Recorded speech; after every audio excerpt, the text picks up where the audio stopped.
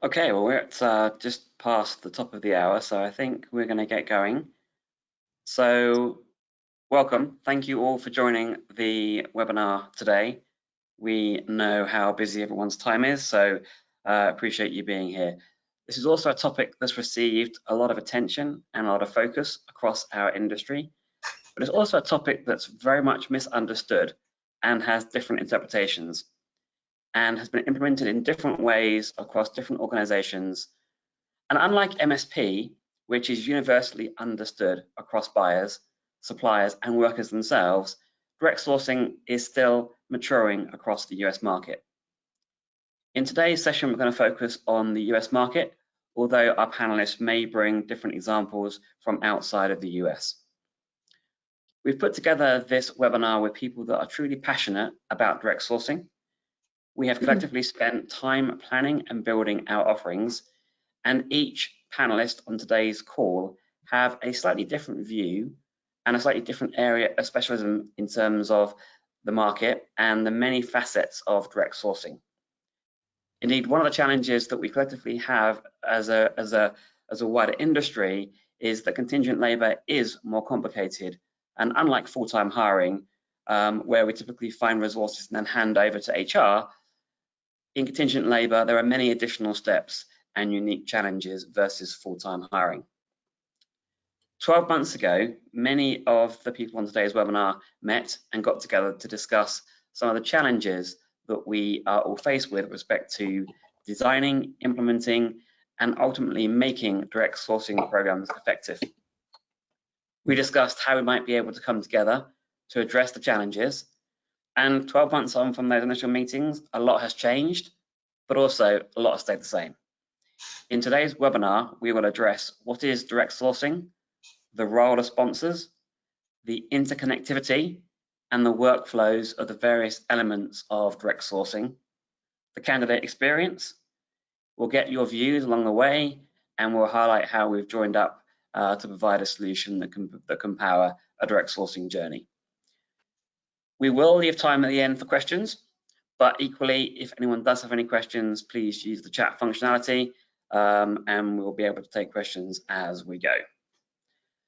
So let's meet our esteemed panelists today. I'm going to introduce each panelist at a high level, and then I'm sure they can add more color in their commentary as well. So first of all, my name is Mark Jones. I am AMS's longest serving employee. Here's a fun fact for the day. And when I started the organization 26 years ago, I've witnessed so much change across the industry. You may be able to tell from my accent that I started my career in the UK, spent the first 15 years in the UK prior to relocating to the US, and I have fallen in love with all things America, including the huge potential that direct sourcing has in the US. I would describe myself as a direct sourcing evangelist, having started my career as a recruiter doing direct sourcing before the concept was even invented back in 1997. Joining me today are Dustin Talley, the founder and CEO of Talent Simplified, a consulting organization which has an awesome community of direct sourcing practitioners. I love talking to Dustin and value his experience and the unique lens that he brings on the subject. Ivana Shrech, who is CEO of Renhead. Renhead are a technology. Their technology provides both VMS and ATS functionality designed to manage all aspects of an organization's procurement process when it comes to managing contingent workers. Ivana and her team bring a unique view to the world of VMS in particular. Karen Gonzalez, who leads LiveHire's business across North America. LiveHire provides total talent and direct sourcing technology. They deliver branded talent communities and source and engage workers. It's a vital element of the direct sourcing ecosystem, and the team at LiveHire understand what it takes to be successful in terms of leveraging technology to build talent pools. Julie Snetchell is a key part of AMS's team. AMS is perhaps better known in the Americas for RPO, but contingent labor and curation is very much part of what we do. And Julie helps support organizations who are exploring the concept of direct sourcing and has been successfully involved in a number of solutions that we have deployed. And last but certainly not least, for anybody who knows Sean Sean Ring, VP on demand with People 2.0. People 2.0 are a global employer of record and an agent of record. They truly are global in nature and a vital cog in the overall direct sourcing ecosystem by employing workers in a compliant manner, a task that is easily taken for granted, but as we all know, is clearly vital. That's our panelist. Let's jump in terms of the first sort of section in terms of what is direct sourcing. Well, you can see on the screen that our definition is defined as a talent sourcing model that leverages a company's brand to attract and engage contingent workers directly via a private branded talent community without the use or cost of traditional staffing firms. I did want to point out that no direct sourcing solution will ever eliminate the need for staffing firms. They absolutely do and will continue to play a vital role in contingent hiring. However, direct sourcing offers companies the ability to use staffing firms in a different way and slightly less depending on certain skill sets and as part of an overall defined strategy. So Dustin, I'm going to come to you first. Given your view of the market and this topic, there are many different sort of definitions and concepts in terms of direct sourcing. It's definitely part of the story as to why sometimes direct sourcing doesn't work. There's lots of confusion over what it is and what. And so, what's your view on the market? And do you agree with that definition, Dustin, based on what you're seeing? Yeah, it's a good question, Mark. And I think a lot of us muddy the waters with what is direct sourcing today because everybody wants to use the latest buzzword. This has been one for quite some time, so people put their own spin on it. So my perspective is, I'm going to give a different definition than I've heard others give. And yes, I agree with the definition represented here, but I'll add a few things. So it represents a strategic initiative for an organization. And I mentioned that intentionally. I think oftentimes folks aren't looking at it strategically. It's a check the box kind of approach. And this is very strategic because what it does is it puts an organization in the driver's seat, right? It puts them closer to that contingent hiring process. Oftentimes partners are brought into that equation. There's a couple of different partners that I can think of. Obviously, you guys all represent different parts of that. One of them is on cultivating that talent pool. So this is all predicated on building a talent pool, and that's meant to be proactive and have a resource or a library that an organization can go to as a first stop. The other could be one who focuses on the onboarding. That could be compliance, payment, functions, things of that nature. But this is all wrapped in the technology, and the technology is a key component of that because many of the programs we talk to have other tech stacks that are part of the equation. So you need technology that interacts with the tech that may be in place already or have a process that supports that. So, and I would be missing out if I didn't say that this is all about the branding, right? So bringing the client's brand and elevating that in a way that attracts talent to the talent pool, either proactively for future roles or for current hiring needs. Okay, I think you touched on all of those key areas and lots of nodding from the panelists there in terms of their thoughts. You mentioned sort of talent pools. Karen, let's explore the talent community in a bit more detail. What's your views on talent pools or talent communities? Is that a key part of the direct sourcing ecosystem? It definitely is a key part of direct sourcing. And if you think about a traditional supplier and kind of the difference between a traditional supplier and direct sourcing, technology plays a key role in that. And part of that is developing those talent communities and talent pools. And the thing that I encourage organizations to think about is we're really creating an asset for your organization. And Dustin mentioned it's a proactive approach versus a reactive approach. So by utilizing your brand and attracting and sourcing talent that's interested in working for your organization and then continuing to nurture them until the next available requisition becomes available that they might be interested in. So I think that's really key to the success, and it's building the right volume within the talent pools. It's not about having 10,000 Java developers in the pool. It's about having the right number based on the number of people you expect to hire in that next year. So there's a lot of analysis that goes into how do we source and phase and develop those talent pools? What's most critical? What are your volume roles? But there's an entire sourcing strategy that is behind that. I completely agree, and I think sometimes that sourcing strategy gets overlooked in terms of that importance. What would you mind explaining the difference between public and private talent pools, Karen? Yeah, so a private talent pool is a pool that was developed specifically for an organization. There's a dedicated curation team that's managing that pool of talent on behalf of the client, and they are not taking talent from that pool to place elsewhere. A public talent pool could be thousands of candidates, multiple different roles. Those candidates may go to multiple clients. You can still talent pool in the same way, but it's public and not private to that organization. So there's no firewalls. If somebody comes in and they're interested in a specific role for a specific client, they could potentially be placed elsewhere. There's benefits to public talent pools, and I think both play a role within the ecosystem of direct sourcing. Thank you. Julie, let's come to you because both Dustin and Karen mentioned brand. And I think brand's a big part of direct sourcing, but your views from a brand perspective and why direct sourcing doesn't work if you don't leverage the brand? Yeah, I think the brand is such a critical component. I think when you think about direct sourcing, I really do think that the use of the brand is the key differentiator in the model. And if you think about the overarching goal of direct sourcing, what you're really trying to do is to build a relationship with candidates. And you want to introduce them to who you are as an organization. And ultimately, you want for them to kind of fall in love with your company and your brand and what you're all about. And if you're not using your brand, it's going to be really hard to create that connection. And therefore, it's also going to be harder to then actually attract the candidates in if you're not leading with that kind of brand first approach.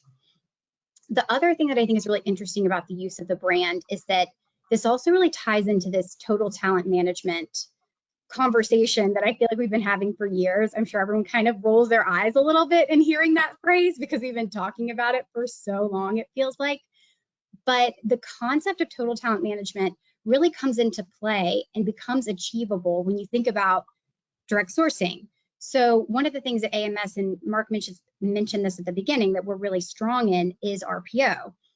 And so in our experience, it's really not a big leap to go from leveraging your brand to attract full-time talent to leveraging your brand to actually to attract contingent talent. So this linking together and kind of, again, tying in Dustin to what you're saying around this really strategic approach, it's taking this from kind of a dream of we want to be able to have a total talent approach to really making it a reality. So I think it makes the brand component even more important when you think about everything that you can do from a talent lens. Right, thank you, Julie. So we have the dream, how do we make it work? And what are the roles of kind of who plays what? That kind of brings us on to the next topic that I want to talk about, and that's the role of executive sponsors. And you know, they play a really important part in the solution. And again, whether a solution is going to work or not. It's more than just the exec sponsor. I think it's sponsors full stop, and there are many different types of sponsors. But Sean, let's bring you in. I'd love to get your view on the role of sponsors and the role that they provide and play in the successful program. Do you think there's enough focus placed on the role of what a sponsor can do? You know, I genuinely think that this is one of, we're here today to talk about why direct sourcing doesn't work and help people avoid the pitfalls and tripwires and things. Everyone on this call has been working on these solutions. We've seen great success stories and we've seen failures. And this particular component I have seen to be one of the easiest to skip over. And I think I love what you touched on, Mark. Sponsors is not just about executive sponsorship. If you think of a leader who owns the performance and the optimization of a contingent labor program as an executive sponsor, that person is absolutely critical. And usually they're the one responsible for selling that dream that we kind of just laid out. But we'd be remiss not to really think hard about engaging other folks in the business, and whether that's your CHRO and or HR leadership, whether that's procurement leadership, whether that's even a chief marketing officer. We find in a lot of cases these days, folks are talking about needing creatives much faster, and they're focused on building these talent pools and direct sourcing solutions for creatives. Well, that chief marketing officer can be a huge lever for you in building, supporting your brand messaging. And I also think that direct sourcing is a journey. This is not something that you are just going to generally knock it out of the park on day one here. You're going to be iterating, you're going to be testing and learning. And if you haven't done the upfront work to really get the buy-in and support of stakeholders across the business, and also tie in real business metrics for them, right? So doing some discovery, I think we skipped that step. Doing discovery with, let's just use that example of the chief marketing officer. Here's what we're thinking, here's what we're seeing in the market. If we were able to do this successfully, what would that mean for you and your business unit? And then actually pulling out metrics. We have our HR and procurement metrics. Of course, we're going to go for cost savings with direct sourcing. We want to make it easier on everybody's budgets. Of course, we want to go with time to fill and traditional more recruiting metrics. But what does it actually mean to the business to be able to deliver work at a faster pace for the organization? What if they were able to enter a new market 6 months ahead of time rather than 6 months behind? Like, what do these things mean for the business? And I think anyone who is on the cusp of going on this journey and feels that they want to deploy a direct sourcing solution, they really need to think about it as a salesperson, right? Like, step into the shoes of a salesperson, and how would you go about selling anything? Because I think when we try to do anything new, especially in larger organizations, a lack of building a sound and fundamental business case up front is going to bite you later on when things get hard, right? And you do need, when I talk about resources, it's not always budget, it's the ear, right? When you want to create brand marketing and messaging, having the CMO bought in and them giving you the resources that you need to do this thoughtfully and effectively is going to be a critical step. So I think my advice to anybody embarking on this journey, think about it like you're selling something internally.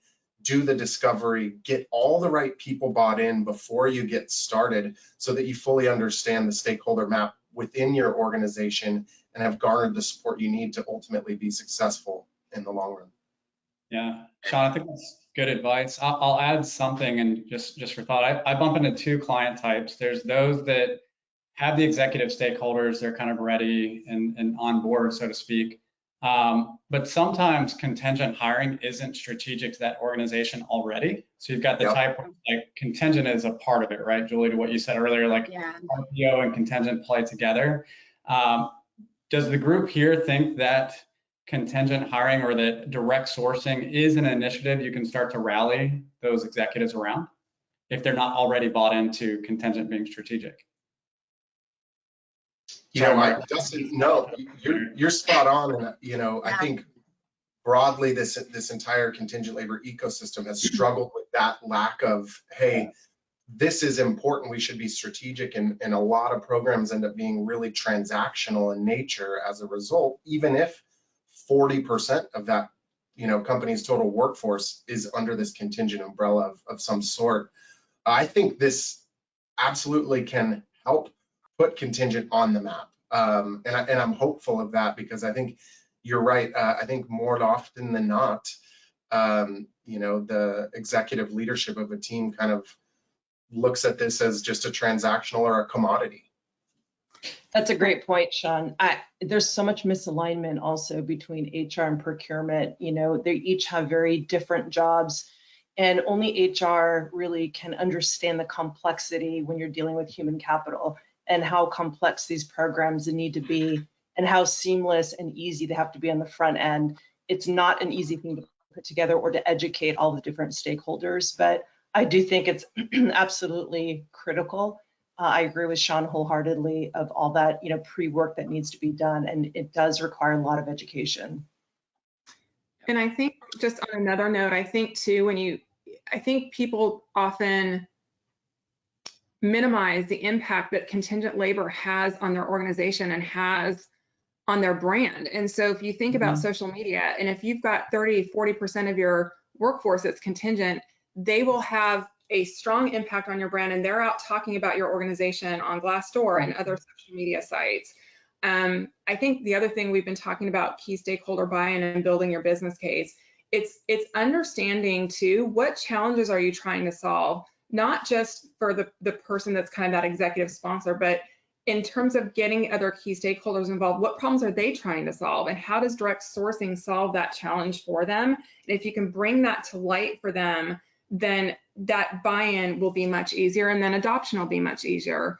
And so there's really some kind of key best practices that are really important for you to consider whether your organization is ready to take on direct sourcing, because there has to be some level of organizational readiness to do this. So you think about that stakeholder buy-in, building your business case, executive sponsor, utilizing your brand, going to your talent pools first before you look elsewhere externally. So there's a number of things that you should consider. And when you're talking to your partners, listen to what they're telling you, because we've lived through programs that have gone well and haven't gone well. And I would say 90% of the time in our programs, if it doesn't go well, it's because somebody's come to us and said, oh, I can't do this, I can't do that. And the minute you start saying, I can't adhere to this best practice, your level of success will go down. And so it's important. We've been through some of those painful journeys, and we want to help you avoid that. And so I was sitting with a client and I said, look, every time you say no to these 6 best practices, my ability to get you to 50% cost savings decreases. So it's just something to think about as you're considering direct sourcing. Yep. And thanks, Karen. Sean, I loved what you said about thinking about it from the sales lens, because one of the things that I think about that, what's the problem statement? What are you trying to achieve? And then design the programs that achieves that, and by having all the buy-in with exec sponsors and sponsors across the board. One other area though that I sometimes think is neglected when we talk about sponsors is the role of hiring managers. Now, Julie, let me come to you. First of all, are hiring managers a sponsor? Yeah, I think it's a really critical role in the kind of sponsorship ecosystem, I would say. And I agree. I often think that that group can be left out.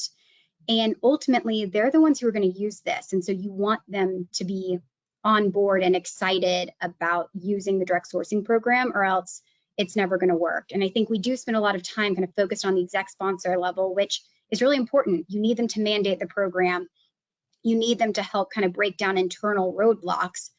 But the hiring manager needs to understand really early on in the process, first off, what's in it for me? Why do I want to use the program? What value is this going to bring? We see that in really well-run direct sourcing programs, it's going to provide a better experience to hiring managers, but you've got to get out in front of them and kind of create that. And to have that direct access, I think that's another critical component too, is make sure your curation team can have that direct access to hiring managers to build that relationship. And some of the things that we've seen kind of work really well in doing this early on is identify some of those hiring managers that use the highest amount of contingent labor. So if they're using a ton of contingent labor, start with that group, get them bought in from the get-go, and really introduce them to the program, get their feedback. Like, they're the boots on the ground. They've got a lot of knowledge to share. So get them involved. Or you could consider even doing more kind of like a round table focus group kind of thing with a group of hiring managers. Try to get their input, get them bought in, and really try to turn them into some of your internal champions that can then go out and spread the word about using the program. So I think it's a really critical component that is oftentimes overlooked. Yeah. I'm sure we'll all agree. We'll agree with that. And I think I've come across programs where there's a reluctance to communicate to hiring managers, which is interesting because then if you don't want to communicate to hiring managers, then you're going to struggle to get some of the adoption that you are trying to achieve, which then comes back full circle to some of the things we've just been discussing. So I think sponsorship is a very important topic, and probably one of the #1 reasons why programs, I think in our experience, are not as successful as they could be, is through sponsorship. But probably another area to think about outside of sponsorship is sort of the bolt-on approach. So this focuses a little bit around technology and how technology plays an important role in the success of a direct sourcing solution, and some of the pitfalls to avoid when thinking about process and tech. So Varna, I'd love to get your opinion, thoughts from a technology lens, so to speak, in terms of, plenty of places for us to go here, but thinking about sort of the integrations and how that operates. I'd love to get your thoughts in terms of that bolt-on approach versus a thought-through end-to-end solution. Yeah, absolutely. Again, the proper due diligence and the proper level of sponsorship, that isn't just from the enterprise's standpoint. It's also amongst the vendors that you select. So again, this is a complex engine that needs to be built, and there's various different vendors that need to be selected. And I think historically, there has been, the RFP process has been driven in a very siloed approach, and for good reason. I mean, a lot of the companies we've worked with have been burned in the past, and they want to make sure that they're out looking at each individual provider, what they provide, get comfortable around their service or their technology, and then bring them together. And unfortunately, there's a downside to that, and it's a big downside, and we've all seen it. The downside is twofold. So one is, you really eliminate the opportunity to do a lot of due diligence up front to make sure that all of the vendor technologies and or services as well are aligned. If there are any gaps within those techs, how are we going to address them? Also the relationship component, we don't always know going into, after the RFP has been won, going into, okay, now we have to work with potentially 2-3 vendors we've never worked with before. Is their service, aligned with ours? Are they going to actually make those changes that we need to create a seamless process? There's always issues that come around if you're not doing the proper due diligence up front. And so this siloed RFP approach is really an issue. And then coupled with, I think the tech sector in general has grown exponentially, as we know, over the last few years. And the whole model is grow as fast as you can. And so you have very shallow integrations often that are pre-configured. And so, when you hear, yeah, we have an out-of-the-box integration to this other solution that you already have or you're looking at, normally it's not a good thing, or at least not in this unique kind of strategic direct sourcing model. Because when you have shallow integrations, keep in mind, integrations are very expensive. They're expensive to build, they're expensive to maintain.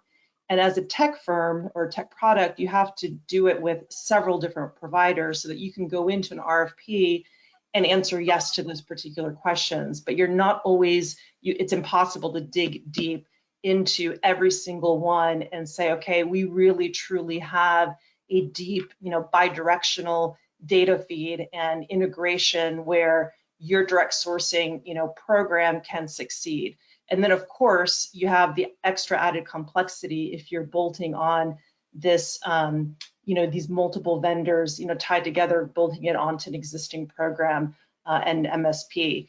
And so, I don't blame the tech firms. I mean, look, it's very, very expensive, but if you don't have those deep integrations, you don't do the work up front, later on, it just results in a lot of workarounds, a lot of manual workarounds. And if you don't build this engine from the get-go properly, you know, one move from the main administrator, you know, and it all falls apart. So, you know, those deep integrations, I think, are key to the success, or one of the main keys of success in a program like this. Yeah. Mark, my early days of direct sourcing, that's all we did was bolt on to what existed in programs. I think that it was largely driven out of the let's meet the clients where they are, right? Here's where you are and take them to where you want them to be. But oftentimes what that looks like is you bolting into their process and like diminishing the true value in what you've built in direct sourcing. Also handing way too many administrative tasks to oftentimes a pilot, and then that pilot flops. It never makes it up the chain to actually be something real. And Karen or Julie, one of you guys said this earlier, but like around the stakeholders and why people quit, most people fail because they just give up. And so if you had a bad pilot or you try to bolt on to something that's already maybe broken, you're not going to get a good result, and likely you're going to give up and then you failed.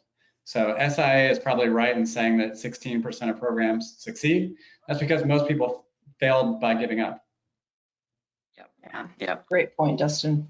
Yeah, that's a good point. And you mentioned the P word, the pilot, and I think a lot of organizations start in terms of thinking pilot, and I think early on, I think everyone felt like a pilot would be a great idea and a great solution for ease, and I think that was part of the sales approach for many organizations. But I think the stats says it all: 16% succeed, so 84 fail, which is huge. And I think what is often taken for granted is how much work goes on behind the scenes to get to that next level and to make it work. So I think organizations do struggle with the bolt-on approach. They do struggle with the tech piece. It's a thorny issue, which comes back to, I think, some of the previous conversations we're having in terms of sponsorship, and then what's the problem statement, and how important is direct sourcing? Is it something strategic, or is it a pilot that's going to be done to have a tick box exercise accordingly? That brings us on to the next section. Quick point, Mark.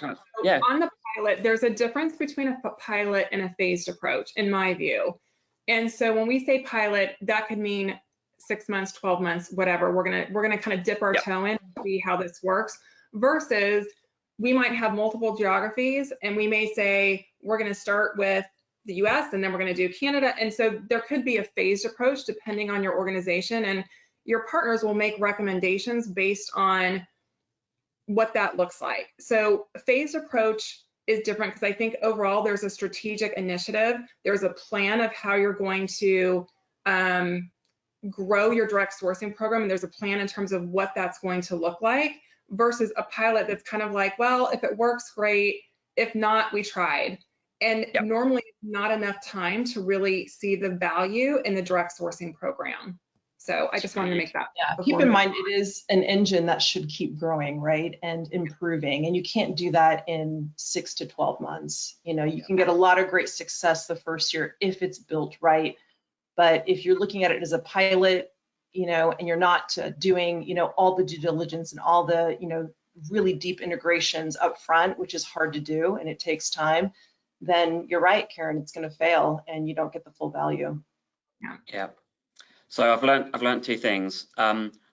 P word's okay as long as it's phased, not pilot. And those that work with me know that I use this analogy all the time because I think it's so true. It's like a freight train. It takes a huge amount of energy to get going. Freight trains take a huge amount of energy, but once it gets going, it keeps its own momentum going, and it has a huge amount of benefit over the longer term. I think that's very relevant for direct sourcing. Let's break things up a little bit. Let's do a quick survey.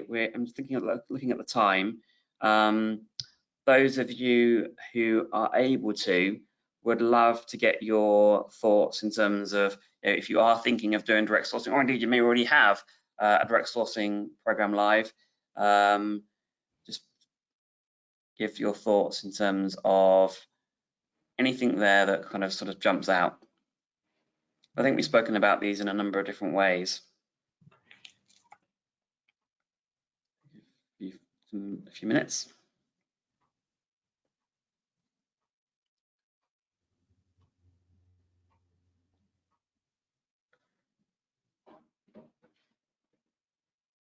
Not sure I can see the results. Okay, here I can. So 44% have already implemented, which is great to hear. Next largest is 25 with compliance, and actually capacity, compliance, and value prop are all sort of in second place, which is interesting. And not many people feel like it doesn't work in my industry, which I will concur with. I think direct sourcing can work in all industries. I think how much you dial up or dial down direct sourcing is a different conversation. But capacity and bandwidth is now second. And again, I think that talks to the importance of sponsorship and the importance of having that time to strategically think about this. Compliance is actually now last outside of the industry. It's really interesting because I think a couple of years ago, compliance probably was the #1 reason that organizations didn't do direct sourcing. There's still some organizations that have concerns over it, but I think it's really interesting and exciting to see that things have moved on a lot in relation to compliance. All right, let's jump back into some other topics. Got a couple more topics to talk through. One is kind of workflows. We kind of spoke about the bolt-on approach, but linked to that is kind of the workflow aspects as well. So, Ivana, any thoughts on this part of the solution? Probably too many. Yes. So again, when we brought this concept together, Mark, you said it was a year ago exactly. Look, we all collectively agreed that based on all of our experiences, something's not working in the market. You're seeing a lot of need for a direct sourcing strategy, but not a lot of success. And I think, again, it goes back to, that planning stage. Sean, you keep mentioning the sales process is exactly like creating a sales funnel. You want your metrics first, you want your strategy, what are your end goals, and then you back into that. You can't do that with, bolt-on strategies and, quick fixes. It just doesn't work. This is a very complex engine that needs to be built. There's so many different touch points for the talent. From the procurement process as their candidates all the way through engaging them to the EOR process. So you mentioned, the compliance risk. I'm glad to see that companies are finally recognizing that this isn't as much of a compliance risk as once thought through, but you do have to have the right process. And so one of the big things that we all collectively agreed on is those deep integrations. And I keep harping on that because it is such a complex engine that has to be built so that every single stakeholder and every single person who's touching the process can actually, focus on what they're supposed to be doing instead of, change management and fixing bugs and things like that, or, creating workarounds that because, the bolt-ons aren't working. And so what I love that we have done is we've done a lot of pre-work. So for an entire year, looking at, where we have all collectively had successes, what works, what is the holistic view of what a direct sourcing strategy should look like on a very holistic level. All of the components of that engine, what is the ideal scenario? And then also looking and addressing all of the challenges and issues that we've seen in various different programs, and putting that all together. And by learning from each other and learning about each other's products and services, we're, one example, obviously, digging deep into those integrations, both on the front end and the back end. And so you guys are a lot of, I hear a lot on the branding component. This is such an important component. So when you're looking at the talent, how does that brand flow from the very first touch point to the EOR process and to offboarding? When you look at the hiring managers, how do you alleviate all of the, any unnecessary touch points for the hiring managers so they can do their day-to-day job but still get the talent that they need? So there are so many complexities. And so for the last year, what we've been doing and where I think this program works in terms of direct sourcing strategy is when you have total alignment with the right partners, the right technology, the right services, and the end result ends up being a really kind of cohesive, holistic approach to these challenges. That doesn't mean that there's no flexibility, there's not the opportunity for some additional configurations, et cetera, but it means that you've got the technology and the services completely aligned with very deep bi-directional feeds of data, so that you don't have to go through those touch points. There's a lot of automations, but those touch points that are important for human contact are also planned out very thoughtfully. So now all of a sudden you have an end-to-end engine that can be a sustainable engine that keeps growing over time. And so what the end result with that process in that deep planning ahead of time that takes a lot of money, a lot of resources that most tech companies don't want to do, a lot of services companies don't want to do either. It's very timely, it's very expensive. But if you can get that bolted together, not bolted, but in a cohesive effort together, you're driving more visibility. You're driving down costs for sure. You're driving the engagement process through the brand. You have a lot of important reporting and analytics that can be fed very easily in an automated way as you're growing your engine. And if you have that sustainable, cohesive end-to-end solution, then it can only get better. Then it just keeps growing and the talent becomes more and more engaged, and there are not as many touch points that are unnecessary. That's great points. You touched upon one area there that I think is really interesting in an end-to-end solution. And Sean, what about the handoff to the employer of record, and how important is that part of the process? It's absolutely critical. And just building a little bit on what Ivana was saying there is that one of the things that I think has caused a lot of that high failure rate is putting all the work that these collective organizations on this panel have done together on the contingent labor program owner to figure out and build workflow documents and swim lanes, and how is this going to interact and integrate, and okay, we want to do direct sourcing, I've already got an employer of record, let's just plug in this tech and we'll have them talk to each other. They'll figure it out, right? And famous last words, right? Yeah, that just doesn't work. And so I think the critical part of the EOR component, Mark, you touched on earlier, it's often overlooked in the grand scheme of like compliance. Like, yeah, it's kind of a last mile. Oh, yeah, that'll happen. I'll check the box. We need compliance.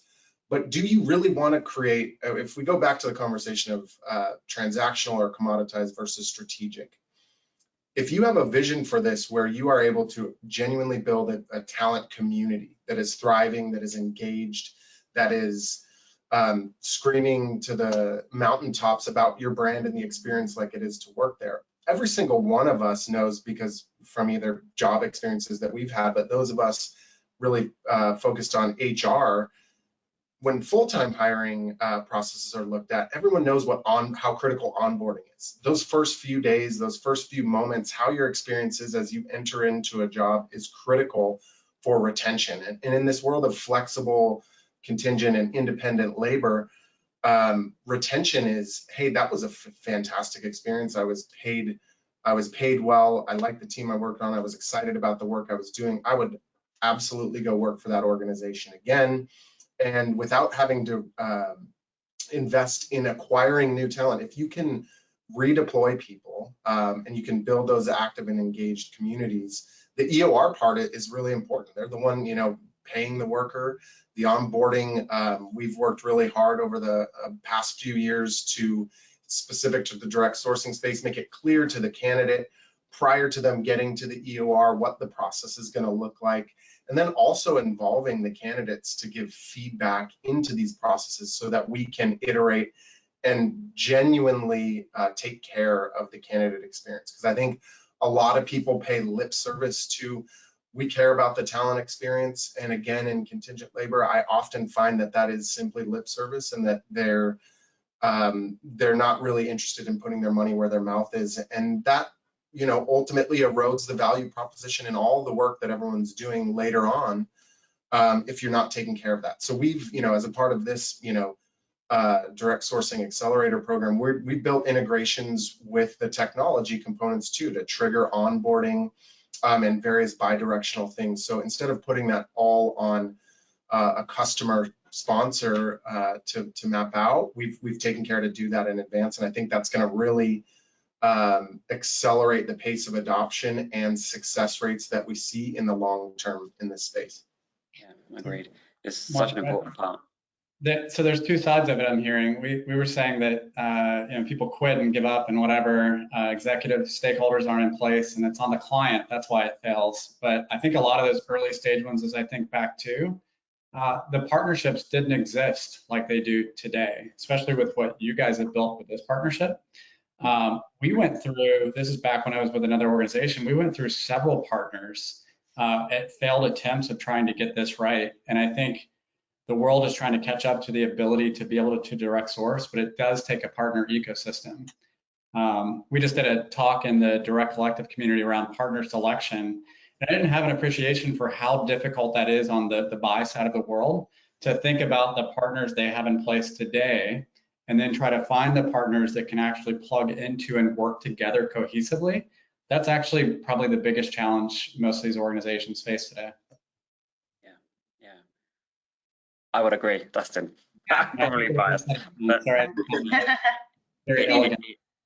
We actually developed a similar to like an ideal client profile and ideal partner profile, because I think initially we were thinking, oh, we want as many partners as possible. And coming from the MSP space, I'm like, that's not really what you want. You want to get down to a number that are strategic, that know you, that know your technology, that are investing in the solution, and that can cover the different geographies, the different skill sets. So there's a lot of things to consider from a partnership perspective.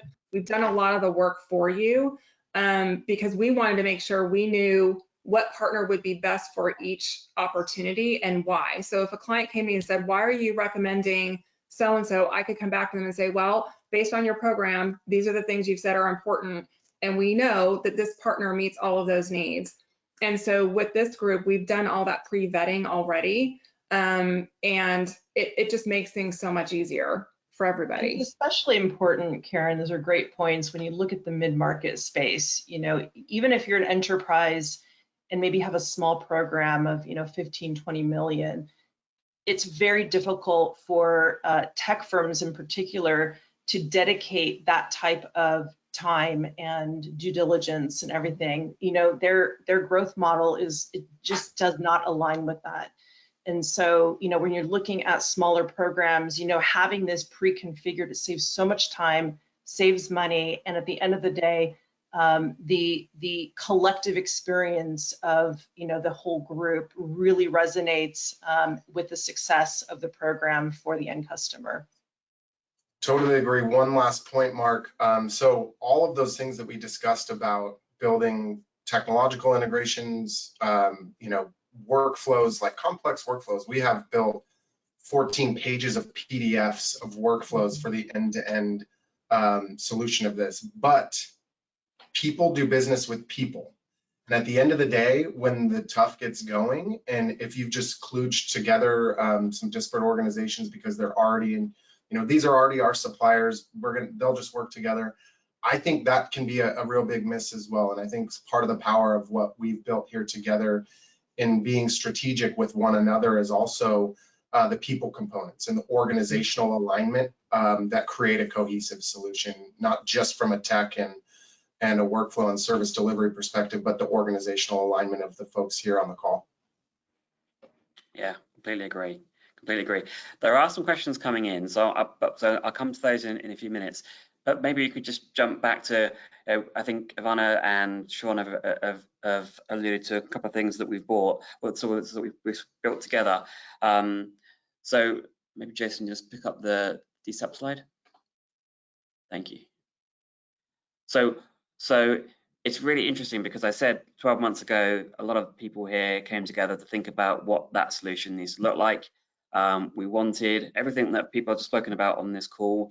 I wanted something that was quick and simple as well. I think that's one of the main things we wanted to look at as well. So we have put together a mid-market solution, which we are calling the Direct Sourcing Accelerator Program, which basically is designed to give organizations, particularly those organizations that have smaller spend, the full benefits of a direct sourcing solution, and the ease to do business with one partner, but has thought through all of the various different aspects.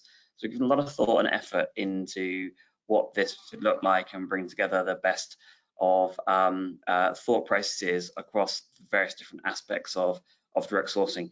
It's a complex thing. It's a complex thing. And I completely agree with what Sean said. It's also people. And so that's an important part of the solution that we have put together.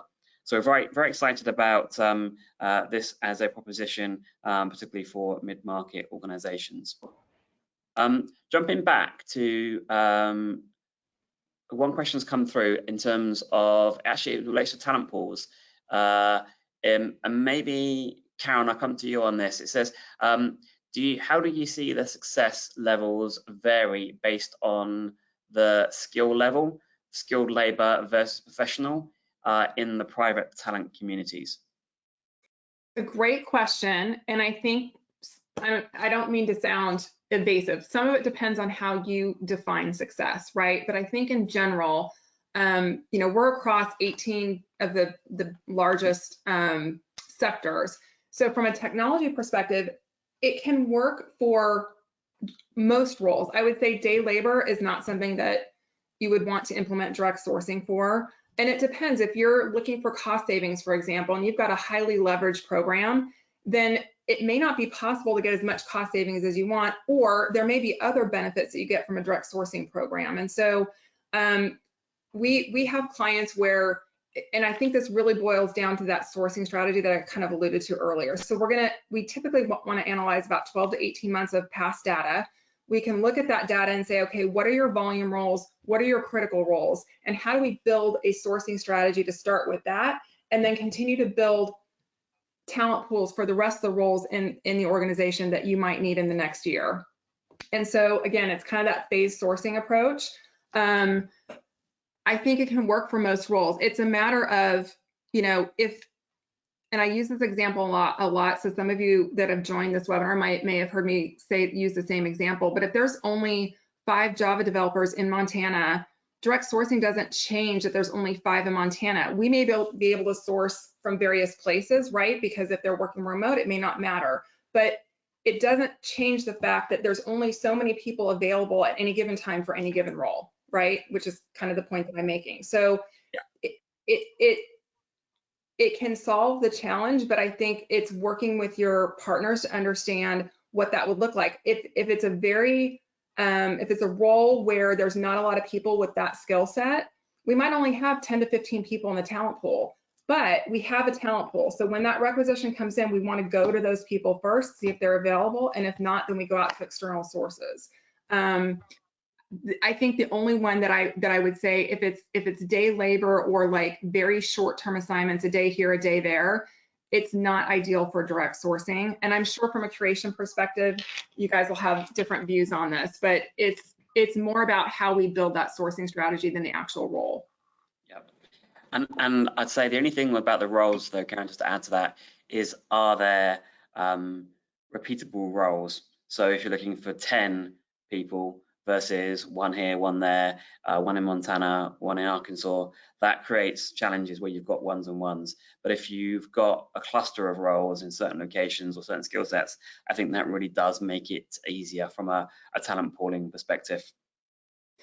You'll get more value in that, right? Like, yes, it's much harder if you've got a lot of kind of and this is an overused term, if you have a lot of purple swirls, and that's all you have, it's really hard to show value, because it's not that we can't fill it, but are we going to make the impact that you're looking for us to make in terms of speed, quality of hires, and cost savings?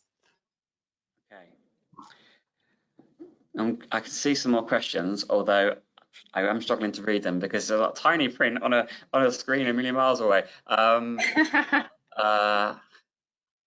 What's the question? Can anyone else see the question?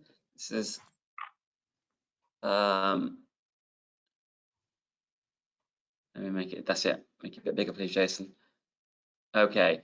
A group effort. Mark, while you're doing that, let me just add really quickly.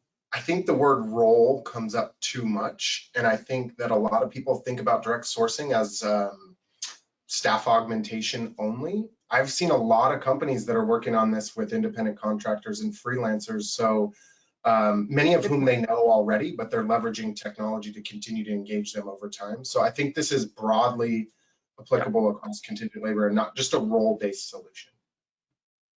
Great. Completely agree. Good point. Yeah, agree with that. Question is there's a criticism of direct sourcing programs in that it takes too long to hire as compared to traditional staffing partners.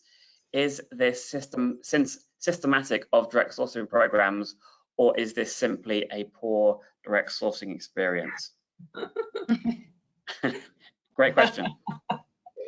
Who wants to take it? I'm not seeing that in our programs. So, I mean, we measure everything, right? So one of the things that's important for us to know is what kind of metrics do you have in place for your current suppliers? And that gives us kind of a benchmark to start with. And then how are we comparing against those metrics, whether it's fill ratio, submit to fill, you know, all of those metrics that we typically measure if you have like an MSP in place, for example. So there has to be some accountability on both sides in terms of where are we starting from, what are you comparing us to, and kind of going back to best practices, right? Have we implemented the best practices to really set up the program for success? Yeah, I would second that. That's where my mind was kind of going to, Karen, was I think, like you said in the beginning, if there are pieces that you're missing that we haven't followed, it's going to make it more challenging. But I think it's really critical that you're focusing on the best practices, how we actually can prioritize the program, making sure that you're building the talent pool effectively. And certainly at the beginning, there is that time period where you are building the talent pool and maybe there isn't enough talent to fill immediately. So have a really quick decision where if you're talking about within an hour or two to say, yes, we can fill this, we can't, so that you're not slowing things down in the beginning as you're ramping. But then once there is kind of that critical mass in the talent pool, it's faster, or it should be faster than going to a staffing supplier. So I think it does sound like there's some kind of challenges there in terms of how that's set up. Completely agree. Oh, go ahead. Sorry. I was going to say, I think the metrics and stats from the programs that we have live will indicate it is no worse, but often better than staffing agencies, which I think is a good metric. Sorry, Karen. No, I do think it's critical to, one thing that you said, Julie, and I think either Justin or Sean mentioned this earlier, direct sourcing is not like when you implement an MSP where everything's going through direct sourcing day one. We want visibility into all the recs, but we are scaling over time. So it may only be that we're filling 5 to 10% in the first, 4 or 5 months, but then it's going to scale much more rapidly in the next 6 to 12 months. And so it's important to kind of work with your partners to determine what your expectations are. Is it achievable? How are we going to achieve it? And what will that look like? And how are we going to measure along the way? So I think I always encourage organizations to think about what they think success looks like, and then work with your partners to determine, is it reasonable, and how are we going to get there, and how long is it going to take? And on that note, we are at the top of the hour, so I want to be conscious of time. Thank you all so much to a fantastic panel of real experts who have a huge amount of passion for direct sourcing. Thank you for your time. We didn't get to all the questions. We'll follow up on those. I appreciate everyone's time. Thank you. Thank you all. Thanks, everybody. Appreciate it. Bye-bye. Bye.